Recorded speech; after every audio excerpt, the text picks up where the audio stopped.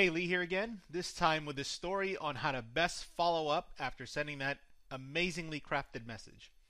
So, your job's not done when you send that first email. You have to monitor your inbox for any responses, and it doesn't matter what your actual call to action is, you're probably going to get some replies. However, it's quite possible that the majority of your emails will not get a response, and most marketers will basically end there. Um, with cold emailing, that's a huge mistake. Most of your results will come from continuing to email those who don't respond. Too many times that first email will be ignored for one reason or another, but when you send a follow up, it usually gets a little more attention. So you might be wondering, why is this so important? Well, in sales, 84% of the top salespeople, and that means those who hit their quotas 100% of the time, they have a defined multi-touch strategy that includes 4 to 8 follow-ups. There's also an adage that it takes at least 7 contacts with a person before he or she buys. Either way, follow-ups are integral to the sales process, and you're just leaving money on the table when you decide not to pursue that. So after the first email sent, wait a day or two, then send another message to everyone who did not respond to that first email.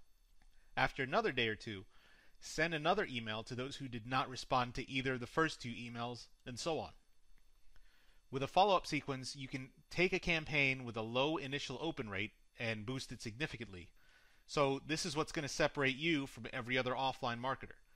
This is what's going to get you that new client more often, and finally, that's what's going to put more money in your pocket. If the prospect responds, you should be satisfied with the fact that your message reached the inbox and was open. And you might get any number of responses, but typically you'll get something like, not interested, take me off your list, or something even more threatening than not interested. Then there's the I forwarded this message to the appropriate person. And then you might get an out of office or other auto reply.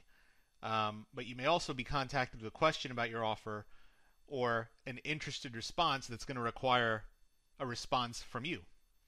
So if the response is positive, then you've done your job, and you should continue the conversation to move them closer to your desired ultimate outcome for the prospect. If the response is negative, that's fine too, because now you don't really need to waste any more time with those prospects. So if you get an out of office message, pay attention to when they're going to return and follow up with them then.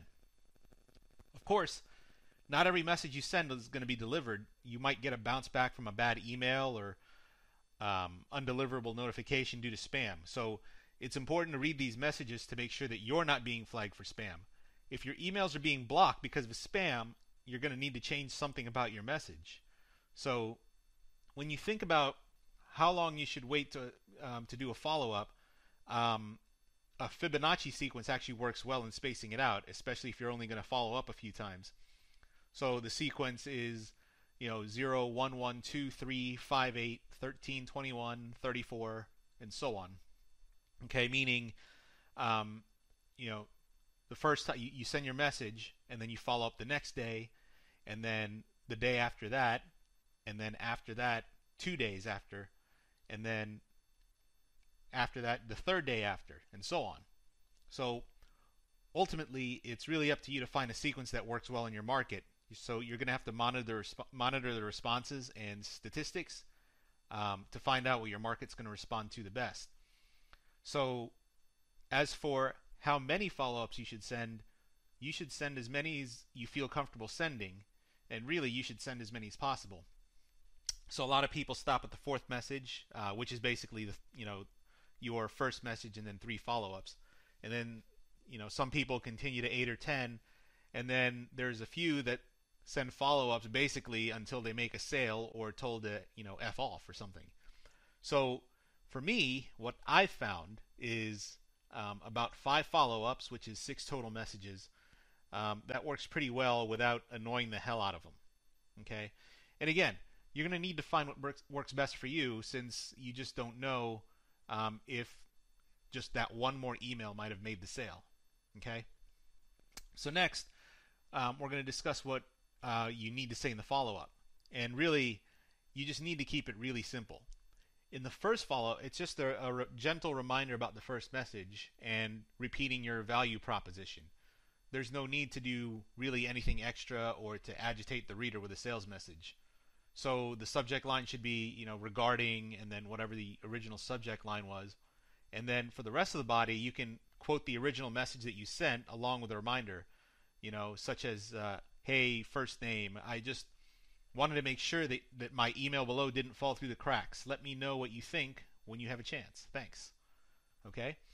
And then the second follow-up is more of the same. Hey, just checking in again to see what you thought about the message I sent. Let me know. Thanks. And then every subsequent follow-up after that, you need to vary the message a little bit. And you can do any number of things. You can change the value proposition completely. You can ask another question, or just any number of approaches. But at some point, you'll probably send a final message before you write off the lead as cold. So at that point, you can be a little more daring, maybe even a little humorous, or redirect the conversation entirely. So for example, you can go with, hey, I haven't heard from you. I just realized that I could be barking up the wrong tree. Is there anyone else that I should be talking to about this? Thanks. And if the prospect just really isn't responding, you might end with something like, hey, I've attempted to reach you, but I've had no success. Either you've been eaten by alligators, or you're just plain swamped. If you have been eaten by alligators, my deepest sympathy goes out to your family members. If you're still alive, one of the following is more likely to have happened. Pick one response and let me know what my next step should be. And then you list down like 4 or 5 different options. Just trying to be funny, really. But a fun fact is that Jeremy Chatelain, who's a software as a service founder that I'm acquainted with, he used this exact message and got a 100% response rate. So you just never know, and it's really a matter of knowing your audience too. So when you craft your follow-up messages, you can put them in the same document as your main template. So keep entire sequences together on the same document, on your Scratch document that you're using to craft the emails. So if you have multiple templates for multiple niches, for example, you need to have a separate follow-up sequence for each template. Okay? So don't forget that while you're sending follow-ups, you can continue to send emails with your other campaigns. So as you get deeper into cold emailing, your days will be spent sending initial emails, sending follow-ups, and then responding to replies. I'll have a few templates for you along with this video for some of the most effective emails I used. Some of the emails are mine. Some others are stuff I picked up from other people. You'll see everything in the PDF I included. So your best follow-up action step would be to first monitor your inbox for replies. You want to keep a record of the addresses you sent messages to, when the message was sent, and what version and subject you used.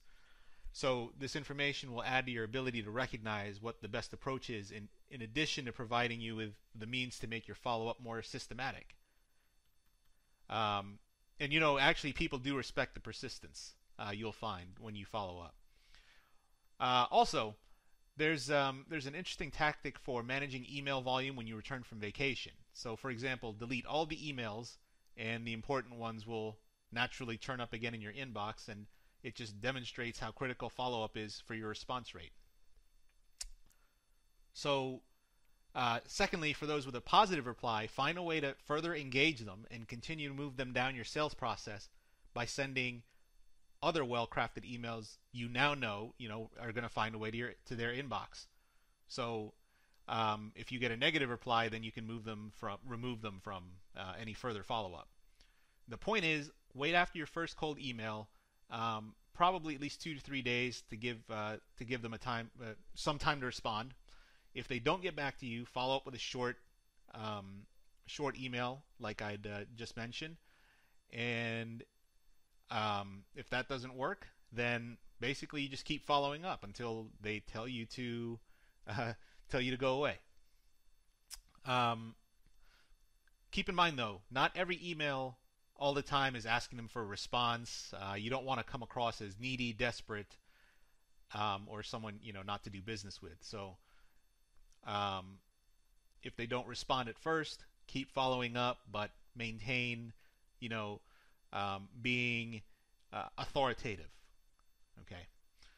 So, next action step is to read through any bounce backs. Make sure you're not being blocked due to spam. And if you are, you need to recraft your message.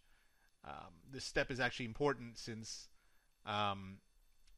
it's going to improve your inboxing rates in the future and get rid of bad emails that affect your inboxing rates. So then the last step, create that follow-up sequence and send it to those who didn't respond. Now, I know it sounds tedious, but there are some tools that you can use to automate and make the process a little easier for you. Both are compatible with Gmail, and they're going to make your life easier. So first there's Yesware, which is basically your key to knowing if your email was opened and forwarded to another person. What it does is it can even tell you if someone clicked on a link that you put in the email. And then it also lets you know what device it was opened on, when someone opened it, and what browser they use. So it's a really nifty tool. So the other tool that you can use is Boomerang, and what it does is it reminds you to send an email later on. So when you're doing the follow-up sequence, Boomerang will basically help you to do that. So you can schedule your follow-ups and just kind of let it go. It'll kind of do all the work for you. When you send a cold email out, you want to be reminded to follow up with that prospect a couple of days from now if they don't respond. And then Boomerang is going to do this for you by putting that email on the top of your Gmail at the exact time that you need to do the follow-up. So if you use these two together, it's a pretty powerful combination, and you'd be able to send a cold email out, be reminded to follow up, and that's going to help you a lot. So the nature of cold emailing in general is that you're probably going to get ignored by a large percentage of the people that you send a message to. That's why following up is so essential, to make sure that you give them an opportunity to respond. You just never know what's going on. You might be able to connect with them later. When you send them another email, a follow-up email, it might be a better time for them.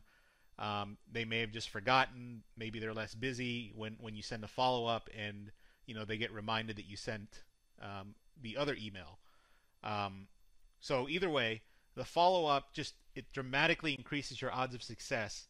And if you just follow up with everybody, that's going to get your response rates up, and ultimately it's going to lead to more sales. So with that in mind, we've got all the important steps covered when crafting a cold email, but we're not done yet. So join me in the next video, and we'll go over some other critical issues. We'll see you there.